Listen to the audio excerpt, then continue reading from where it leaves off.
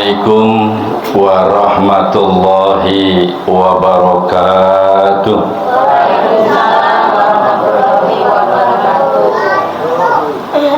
Innal hamdalillahi nahmaduhu wa nasta'inuhu wa nastaghfiruh wa na'udzu billahi min syururi anfusina wa min sayyiati a'malina.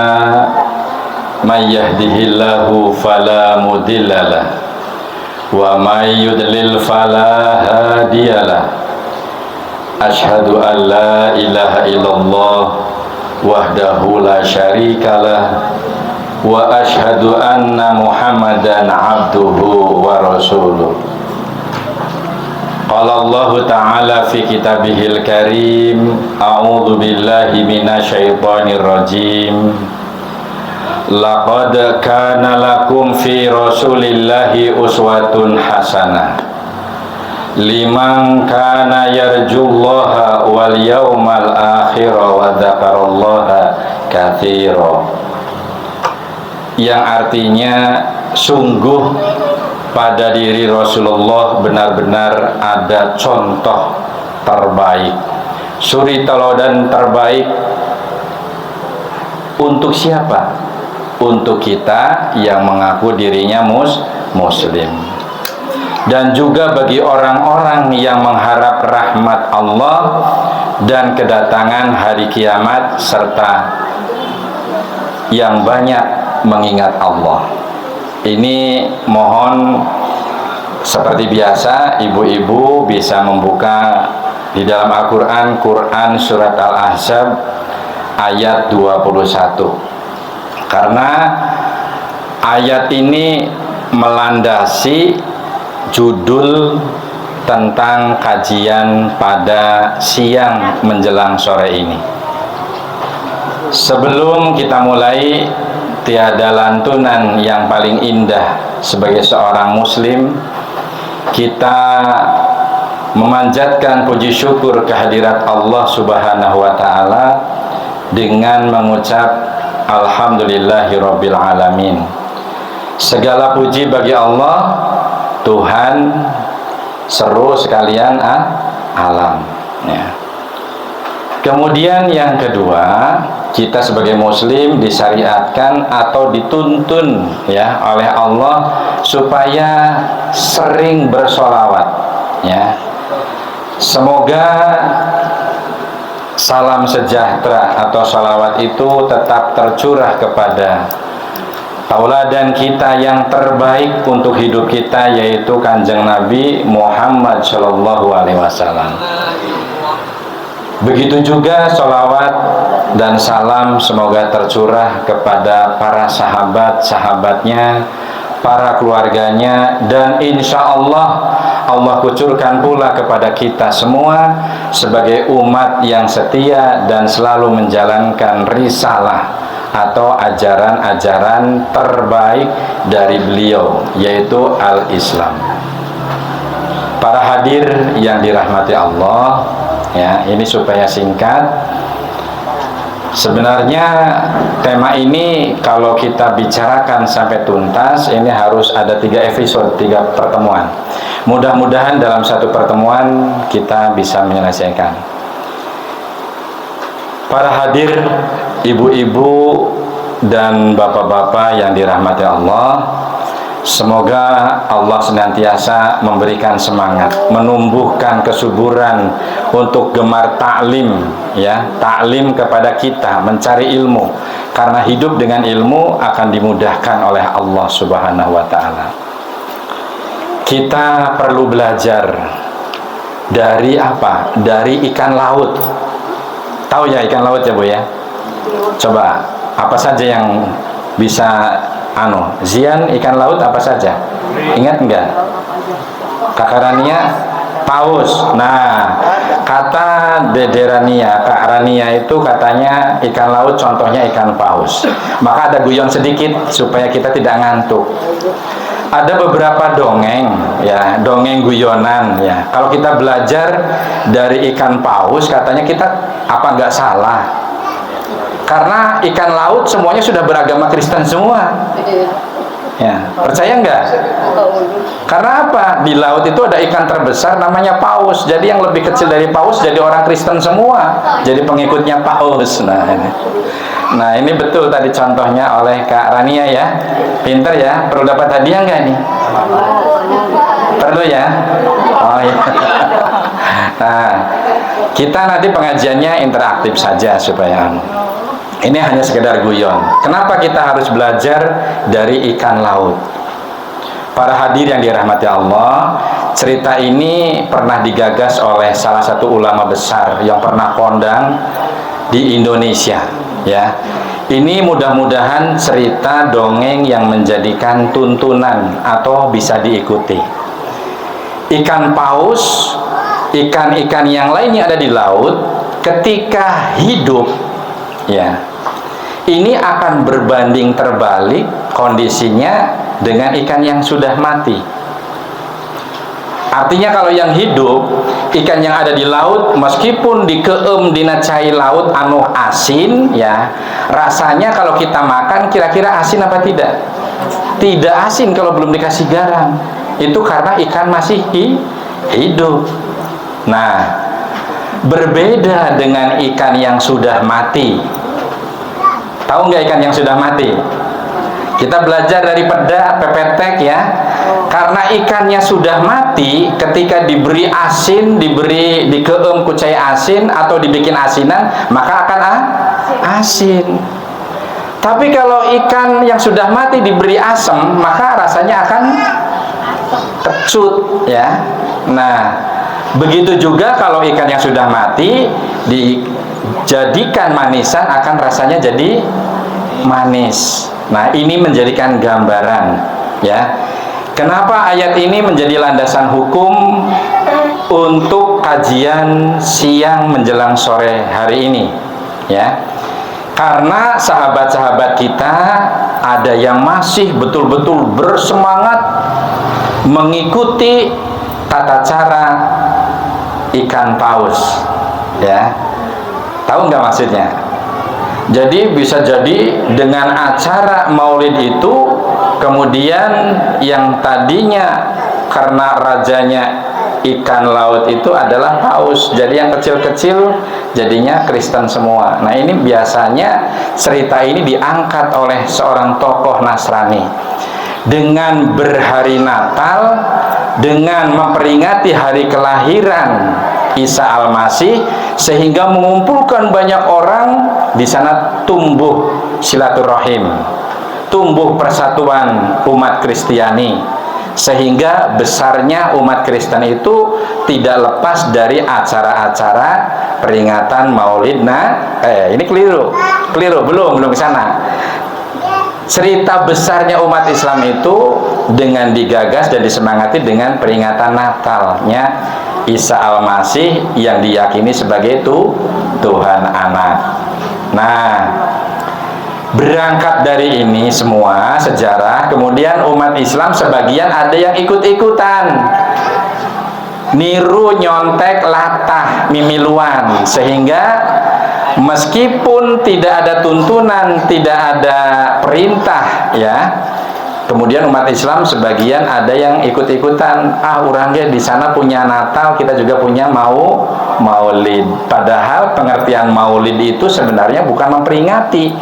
Maulid Nabi itu berarti mengandung arti betul peristiwa pada saat Nabi itu lahir. Ya.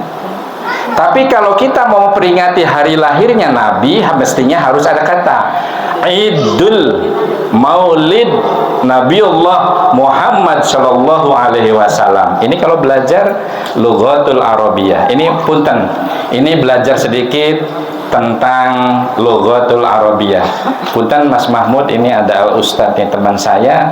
Betul enggak? Kalau kurang betul mohon saya dikoreksi.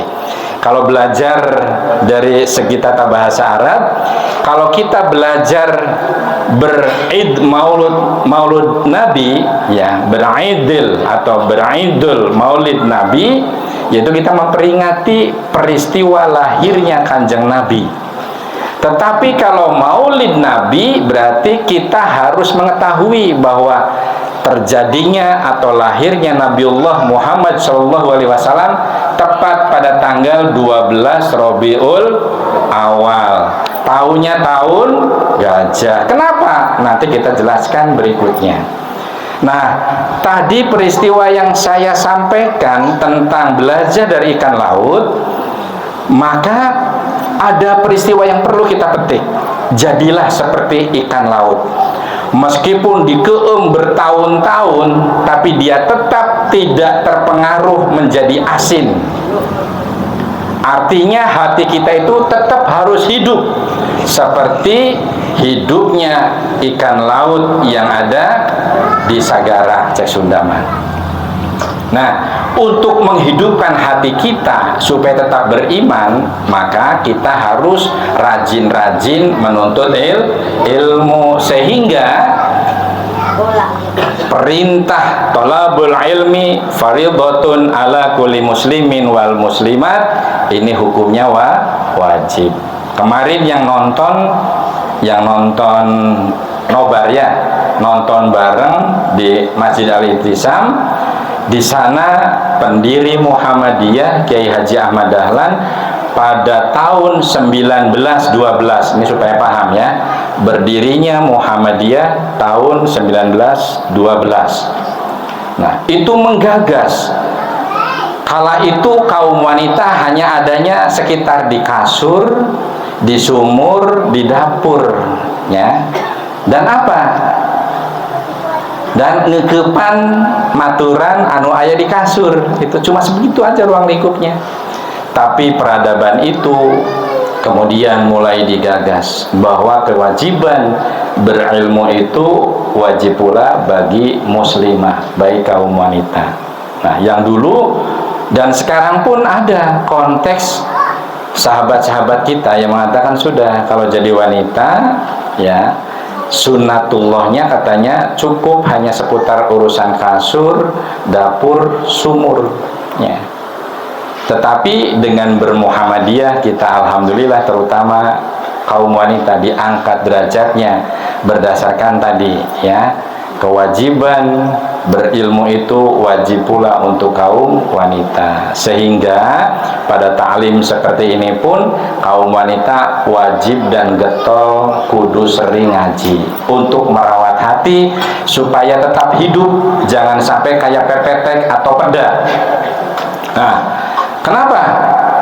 Kalau kita jadi pepetek atau peda, ikan laut yang mati, itu tergantung lingkungan. Lingkungannya manis jadi manis, lingkungannya asin jadi asin, lingkungannya asam jadi kecut. Begitupun hati kita yang mati daripada nur Al-Quran dan Sunnah, pasti hidupnya terombang-ambing.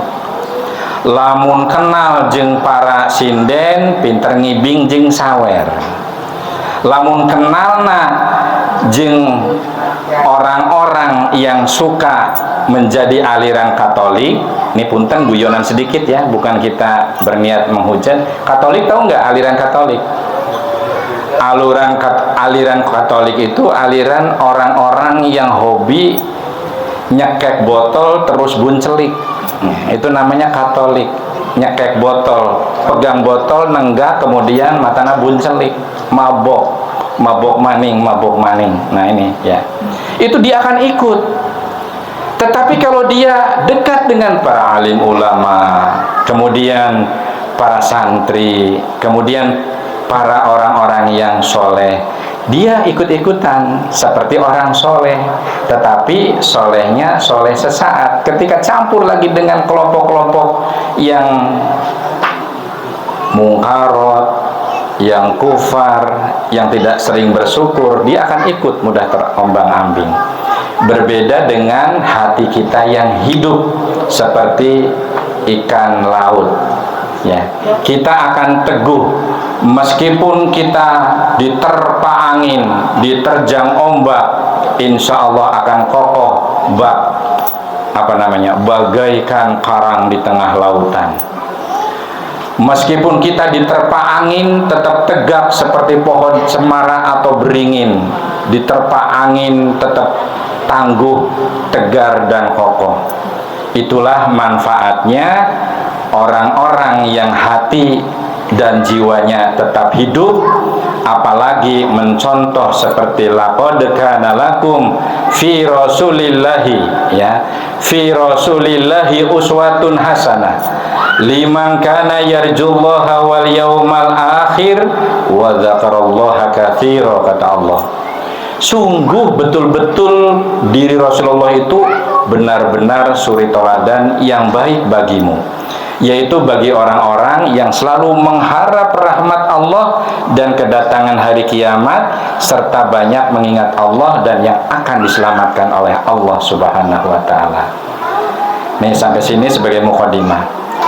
Kemudian yang kedua, mulai kita menginjak kepada sahabat-sahabat kita yang saat-saat ini dan kemarin memperingati Maulud Nabi, ya. Tapi yang paling betul itu mestinya harusnya Idul Maulid Nabi, ya. Jadi memperingati lahirnya Kanjeng Nabi Muhammad Shallallahu Alaihi Wasallam. Nah, kita jangan mudah terkecoh, jangan mudah menghujat, apalagi mencemooh. Bahkan kita lebih selamat dengan patokan ayat Al-Quran yang mana Allah berfirman, dilarang kita mencemooh, mengolok-olok, menghina, menghujat kelompok lain. Boleh jadi kelompok lain lebih baik yang daripada yang mencemooh atau yang mengolok-olok. Nah, dari ayat inilah, ya, bagaimana sikap kita bermuhammadiyah. Ini penting nih di sini nih. Tolong diperhatikan. Mestinya ibu nanti ada yang tanya, Ning, Pak Haji di dia menjelaskan tentang Maulid. Nah, lantas Muhammadiyah bagaimana tentang Maulid Nabi yang sering diperingati oleh umat Islam di sebagian kelompok sebelah sana? Kita tidak usah menyebut nama. Muhammadiyah tetap berpatokan ini, ya. Tidak ada keputusan himpunan putusan tarjih yang mengharamkan tentang Maulid Nabi. Berarti kita tidak boleh moyoki, Pak. Tidak boleh menyalahkan, apalagi menghujat. Tidak boleh berfatwa haram, ya, haram bermaulid Nabi. Tetapi kita juga tidak dianjurkan, tidak disuruh, tidak ada dalil Al-Quran dan As-Sunnah yang mendekatkan kepada peristiwa tentang peringatan Maulid Nabi. Intinya di sini adalah ranah ijtihad. Apa Bu ijtihad, Bu? Mirip gemblong, apa peyengketan, apa kira-kira cilok? Apa ijtihad? Ranah ijtihad itu ranah yang harus pendekatannya pembahasan oleh para ahli, oleh para cendekiawan muslim, oleh para kaum yang faham, yang alim. Ya, ini masih digodok.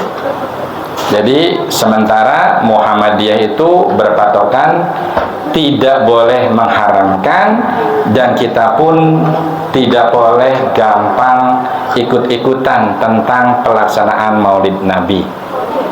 Karena apa?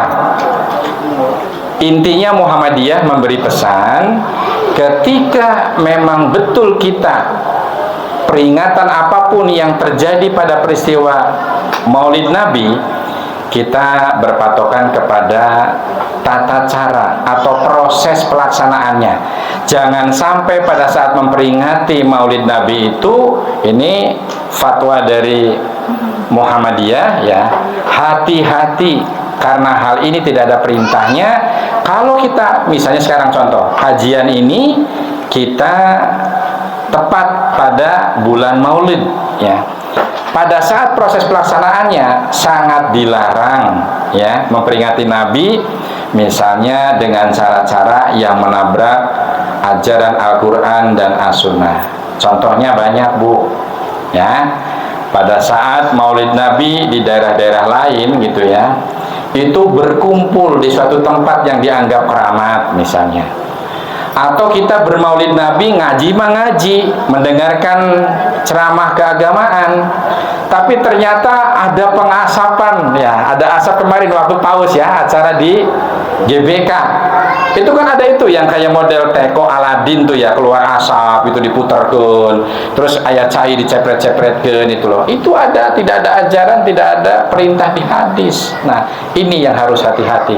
Disitulah indahnya bermuhammadiyah, Ibu.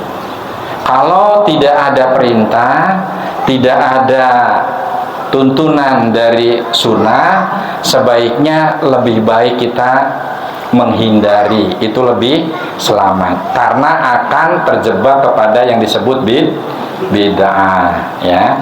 Tapi sekali lagi, kalau ada peringatan Maulid Nabi yang dilakukan oleh sebagian umat Islam, tapi tata caranya bagus, prosesnya ada pengajian baca Quran, ada doa bersama misalnya gitu ya, kemudian doa bersama dipimpin oleh satu ulama yang alim dan dia berani tanggung jawab tentang acara tersebut, dan acaranya baik-baik saja, ada pembagian misalnya sembako, ada hitan massal, boleh kita apresiasi.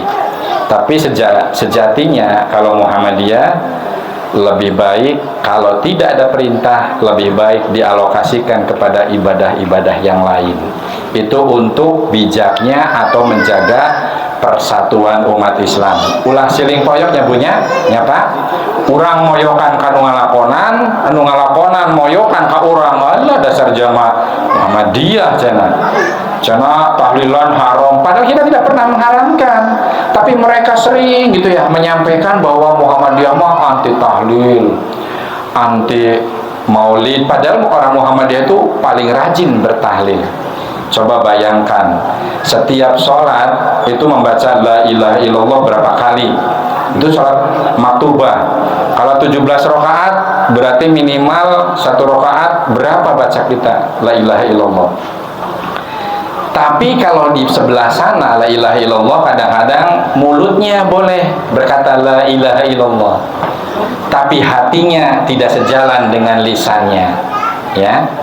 Mulutnya berkata indah, tapi hatinya busuk seperti naon batang berit nutekannya hoan selontong 100 meter bau ujurnya ini. Itu hati kita itu kadang-kadang lebih busuk daripada lisannya.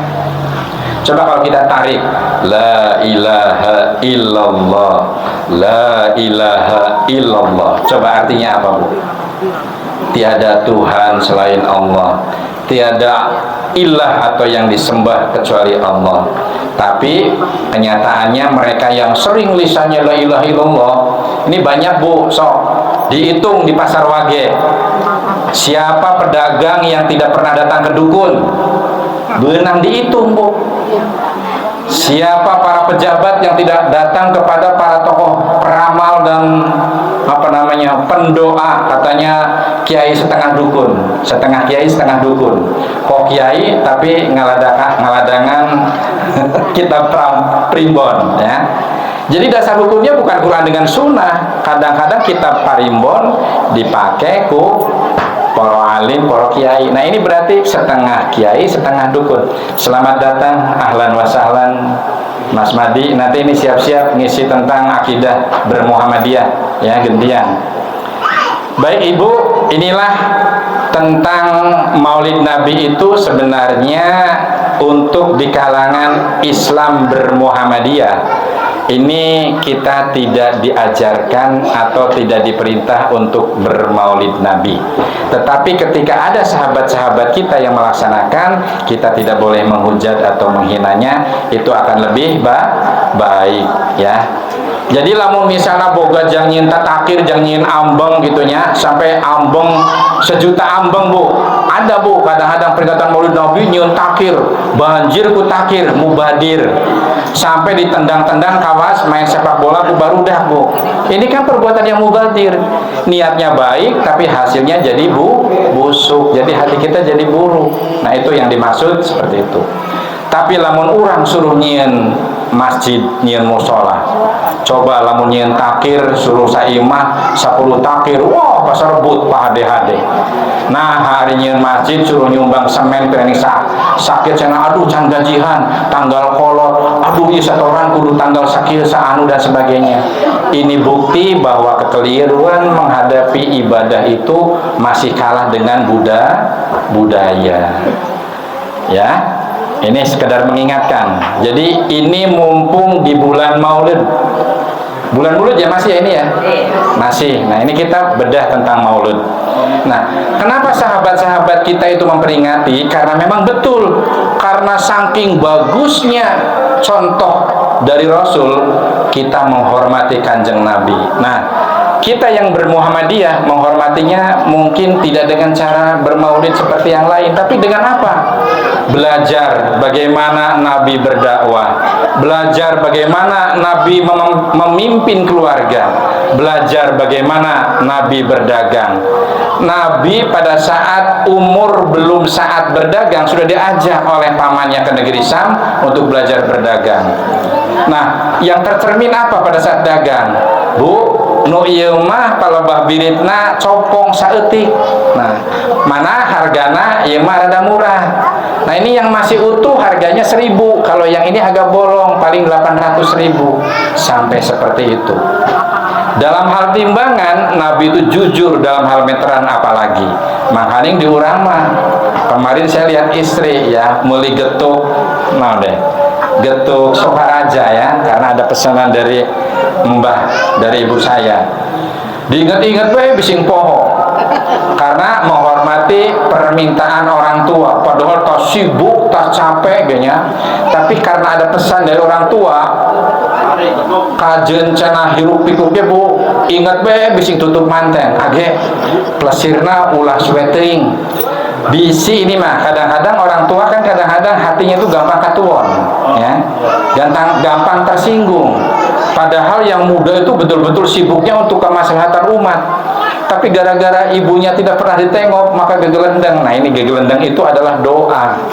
Maka belajarlah jadi orang tua, jangan suka gegelendang bu ya, kudu sing lair aisan landung tampian. Jangan pernah jadi orang tua pada saat membiayai menyekolahkan tuh ada terbersit desukan barudak jaradi mudah-mudahan ari ingat gitu, jangan. Tapi jadilah seperti lambangnya Muhammadiyah, sang surya. Bagaimana lagunya? Gimana bu? Sang surya telah bersinar, tapi tak pernah minta upah bu. Coba lamun 2 poe teu aya mata poe, kurupuk teu garing ya. Kemudian poean haraseum. Ini 2 hari tidak ada sinar matahari, tapi apa matahari pernah nagih? Apalagi mendatangkan pasukan debt collector ya untuk menagih, hei belayar, nggak ada. Jadilah orang tua yang seperti sang surya. Setelah mencetak menjadi orang-orang yang bermanfaat, orang-orang yang sukses, serahkan kepada Allah. Biarkan kita orang tua ya bisa hidup mandiri, syukur-syukur ibadahnya sampai dipanggil oleh Allah tetap dalam keadaan istiqomah. Begitu ya. Nah kita semua ini mungkin ibu yang sudah pernah jadi orang tua tuh merasa semua gampang katuon, maka hati-hati yang jadi anak ya. Nih jangan orang tua saja yang disuruh lahir aisan landung tampian, tapi jadilah anak yang penuh dengan pengertian. Ibunya sedang sakit gigi, age meuli koyo sampai dibawa ke dokter ya. Bapaknya sedang nyeri tonggong, nyeri cangkeng, nyeri suku. Saya masih ingat ini, ayahanda almarhum Haji Karnab itu senang hobinya dipijet, diinjak-injak kakinya. Itu berbahagialah pada anak-anak yang senang menginjak-injak telapak kaki bapaknya, karena ketika bapaknya telah tiada, nanti lagu Roma Irama baru terasa setelah tiada bu. Aduh ya Allah Gusti, hanjakal ujur baheula bapak hayang dipencean sukuna pernah sakedeung geus capek, kesel, kesangan, macam-macam alasan. Padahal bapaknya dipijit itu bisa bayar bu ke tukang pijet. tapi rasanya beda ketika kaki dipijat, diinjak-injak oleh anaknya. Itu bisa melepas stres, bisa melepas lelah, bisa membuat hatinya gembira dan bahagia, sehingga bisa memperpanjang umurnya. Maka tahu dirilah yang jadi anak. Ulah sok jadi anak anu kurang ajar. Sehingga contoh Rasulullah Muhammad SAW pada saat jadi anak-anak sangat taat terhadap perintah, ya kan, sudah jadi yatim dan piatu, ya, dipelihara oleh pamannya, meninggal oleh mbahnya dulu, ya, meninggal, kemudian pindah kepada pamannya, tapi tetap dia taat terhadap perintah dan kewajiban sebagai anak. Itulah contoh terbaik. Nah, ini ujug-ujug sing ngaji asalnya. Masa tereh ujug waktunya. Oh, getuk ya Bu. Iya ya. Jadi gara-gara ada pesanan getuk gitu ya, karena rasa hormat terhadap seorang orang tua, ini yang niatnya pulangnya malam-malam, tapi kita khawatir. Tadi orang tua tuh takut ketuon. Coba kalau orang tua sering ketuon, itu menjadikan doa yang kurang baik dan kurang berkah kepada anak, ya. Maka tadi jadi anak yang tahu diri. Berani mentok getuk gue cara sino-sino sampai tuh kalakon, coba lamun sampai ngelai karunya ujur, ibu yang ngandung, membesarkan dan sebagainya, kan luar biasa. Nah sekarang kita belajar Al-Barjanji ya Bu ya. Al-Barjanji kita tahu nggak Bu? Nah, dulu masih ingat Abtadiul imla bismidatil aliyah Allah mustadiron fa'indal barakati alam ala Allah nyawa di hartina ala dibaca mah unggal jamahat, unggal selasa, unggal rebo, tapi jalan di tempat untung itu masih dihormati oleh kebiasaan-kebiasaan para alim ulama, menyatukan para jamaah supaya tetap berbuat baik, dikemas dengan nanti ada ceramah. Nah ini sedikit ya. Ini yang paling penting, Rasul Muhammad SAW nama lengkapnya Muhammad bin Abdullah bin Abdul Muttalib, ya. Karena apa? Karena ayahnya Abdullah adalah Abdul Muttalib, ya. Nama ibunya Ibu Supardi. Mohon maaf, maksudnya sama dengan Ibu Aminah gitu ya. Umur sedikit ya. Binnya siapa? Yo, ada yang hafal nggak? Ayo, Ibunda Aminah, ibunya Kanjeng Nabi, binti siapa? Ayo, binti Wahab. Nah, ya ini perlu dicatat tuh. Makanya ngaji itu perlu bawa pulpen, bawa buku. Nah, ini saya bangga dengan istriku nih yang tercantik ini ya. Itu coba. Tidak pernah kalau ngaji itu tanpa buku dan pulpen. Betul, notilen. Ya. Nah sekarang kalau ditanya, misalnya Pak Fatudin, kalau Pak Fatudin masih waras, bergas, kemudian masih teguh Islamnya, kalau ditanya wanita terindah di dunia siapa Pak Fatudin? Tidak mungkin. Nah itu sudah ini. Maka saya tidak salah. Wanita tercantik adalah istriku. Ya. Kirma bager pisan. Ya. Mudah-mudahan sholihat. Amin ya rabbal alamin. Ya. Nah itu bagian dari Al-Barjanji. Ya. Nabi Muhammad SAW dibesarkan di Mekah sebagai anak yatim karena ayahnya wafat di Madinah saat beliau dikandung oleh ibunya berusia 2 bulan. Jadi pada saat dikandung 2 bulan, ayah Nabiullah Muhammad SAW sudah meninggal atau nabi nilar dunia. Ya. Kemudian Nabi Muhammad karena disusui, nah penyusuannya itu dititipkan kepada siapa? Ayo. Tapi Halimah banyak yang kenal, ya. Halimah, tapi binti siapa? Ayo. Binti Sadia. Ayo. Ada dulu sebelum Sadia ada lagi, ada Zuaib, ya. Kemudian binti laginya As-Sa'diyah. Ini selama berapa tahun? 5 tahun. Nah, disusukeun mah mungkin sampai 2 tahun, Bu, tapi dalam pengasuhan balita ini 5 tahun. Maka dalam ilmu kedokteran ya, yang disebut dengan anak asuhan untuk dunia permainan tuh sampai usia 5 tahun balita. Di sini ini diasuh ya pada usia balita 5 tahun. Nah, berarti ini konsep KIAKB ini merujuk kepada pengasuhan anak-anak balita, klasifikasinya sampai 5 tahun ya. Kemudian saat beliau berusia 6 tahun, ibunya meninggal dunia juga, Bu ya. Nah, kemudian diasuh oleh Ummu Aiman ya, di bawah atau ditanggung oleh kakeknya yang bernama Abdul Muthalib. Nah, kemudian ketika Nabi Muhammad berusia 8 tahun, kakeknya pun meninggal dunia, kemudian diasuh oleh pamannya Abu Thalib ya. Sampai usia 12 tahun beliau diajak berdagang. Nah, 12 tahun teh diajak, ajaran persis kayak saya, Bu. Saya umur 12 tahun berarti pas SD teh malah sudah diajari dagang oleh almarhum Bu Haji Sofia. Kalau orang Malahayu dan Cikuya banyak yang kenal, saya tukang dagang di Pasar Wage ya. Nah, dagangnya ke negeri Syam ya.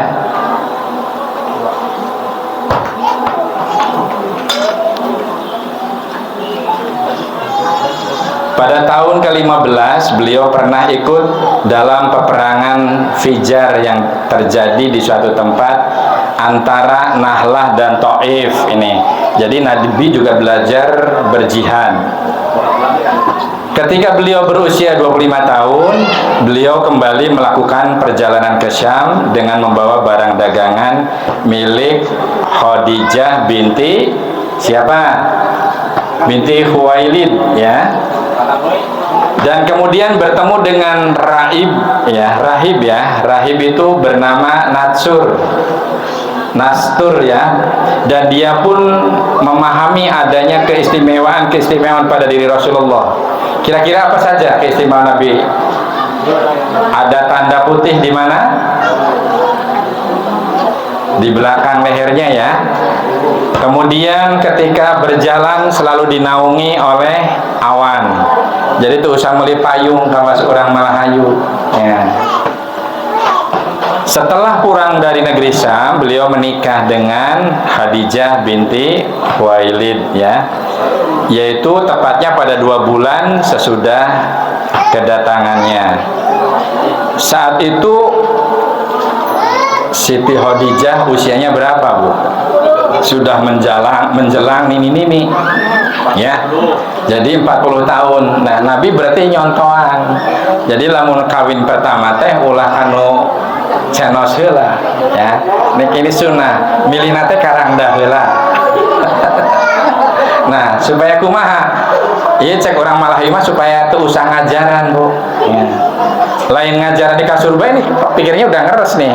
Teu usah ngajaran di dapur, teu usah ngajaran dagang, jadi geus pintar kumaneh.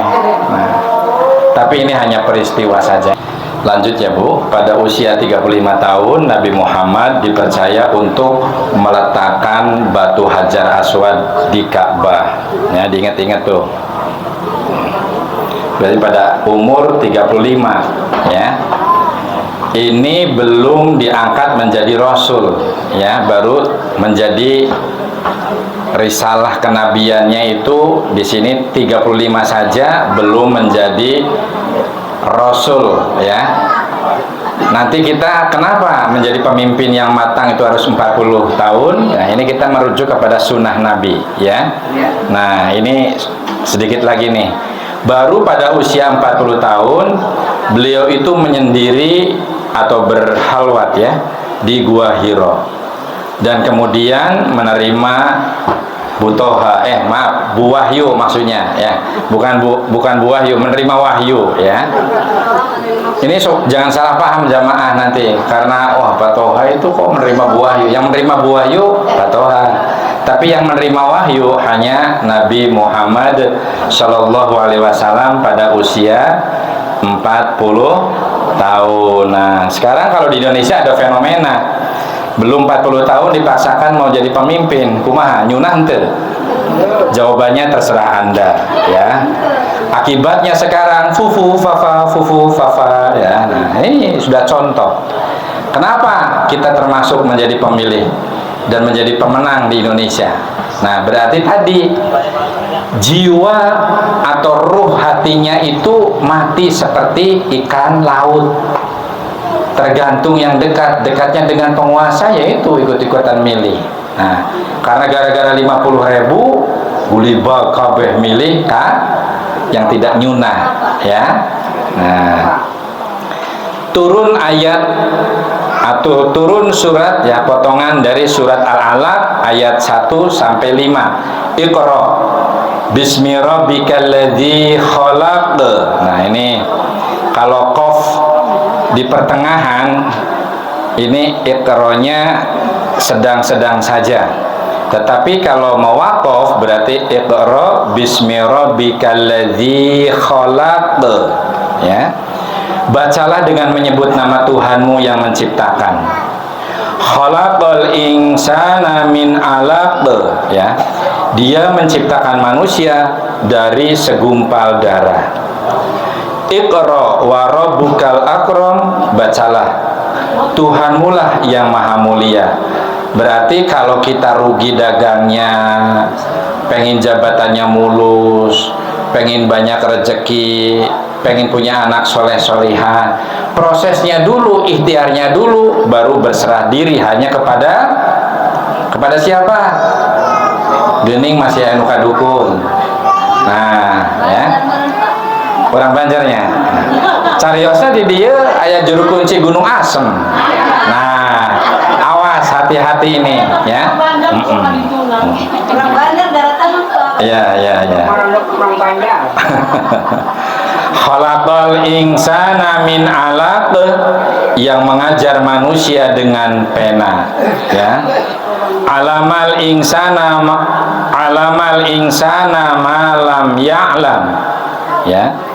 Dia mengajarkan manusia apa yang tidak diketahuinya. Ini ayat yang pertama kali diberikan kepada Nabiullah Muhammad SAW untuk menjadi calon pemimpin dunia, yaitu menyandang Rasulullah Muhammad SAW pada umur ke-40 tahun.